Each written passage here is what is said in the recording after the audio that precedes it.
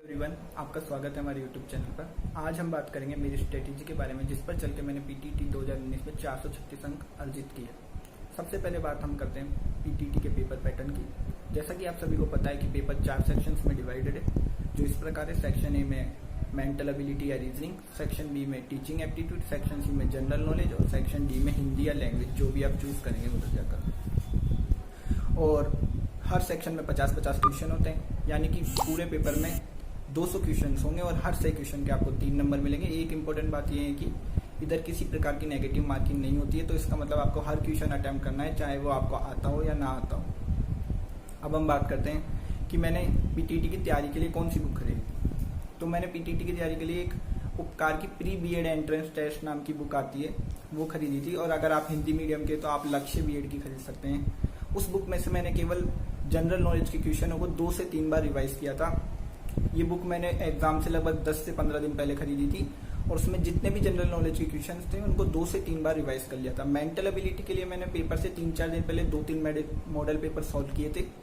उनसे मुझे थोड़ा आइडिया हो गया था कि पेपर में किस प्रकार के क्वेश्चन पूछे जाएंगे। तो मेंटल एबिलिटी के लिए ज़्यादा चिंता की बात नहीं है। इसका जो लेवल है वो 10th क्लास का लेवल है। अगर आपने 10th की मैथ पढ़ी है तो आपको शायद आसानी से ये क्वेश्चन आ जाएंगे, कोई परेशानी नहीं होगी।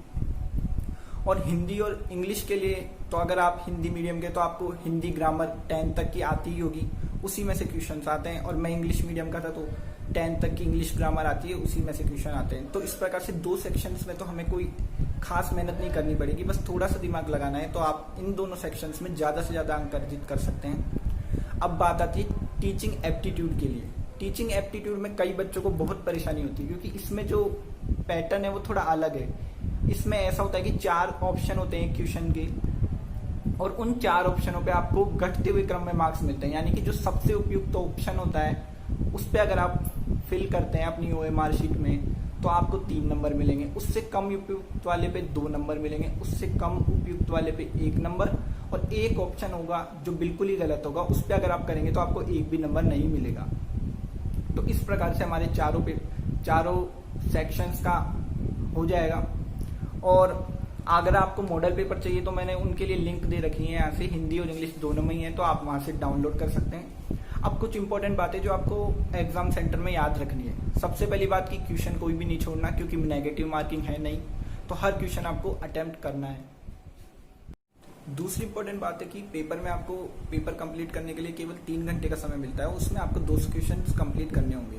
तो इसमें क्या होता है कि कई बच्चों के क्वेश्चन छूट जाते हैं, लेकिन अगर आप मेरी कही हुई स्ट्रेटेजी के अनुसार चलेंगे तो मुझे विश्वास है कि आपका एक भी क्वेश्चन नहीं छूट पाएगा और आपका पेपर लगभग 2 या सवा 2 घंटे में ही पूरा हो जाएगा। उसके लिए सबसे पहले आपको उस सेक्शन को कंप्लीट करना है जिसमें सीधे आंसर हो, यानी कि डायरेक्ट फैक्चुअल क्वेश्चन हो। वो जनरल नॉलेज है, उसमें से आपको लगभग 20 से 25 क्वेश्चन आसानी से आते होंगे। तो आप सबसे पहले उस सेक्शन को कीजिए। और अगर आपको इस सेक्शन में कुछ क्वेश्चन आते हैं जिन पे आपको डाउट है तो आप उनको फिल मत कीजिए ओएमआर शीट में, क्योंकि अगर आप 2 ऑप्शंस को फिल कर देंगे ओएमआर शीट में तो आपका वो क्वेश्चन गलत माना जाएगा। तो इसलिए आप सबसे पहले जनरल नॉलेज वाले सेक्शंस को करें, और उसमें से जो क्वेश्चन आपको नहीं आते हैं उन्हें छोड़ दें, उन्हें में कुछ भी फिल नहीं करें, उसको एंड में करें। फिर उसके बाद आप करें हिंदी या इंग्लिश वाला, जो भी आपकी लैंग्वेज है। तीसरे नंबर पे आप टीचिंग एप्टीट्यूड को करें, और लास्ट में आप मेंटल एबिलिटी या रीजनिंग को करें। क्योंकि रीजनिंग के लिए अगर आप इस प्रकार से करेंगे तो आपको रीजनिंग सॉल्व करने के लिए 1 से 1.5 घंटे का समय मिल जाएगा, जो मेरे हिसाब से काफी है।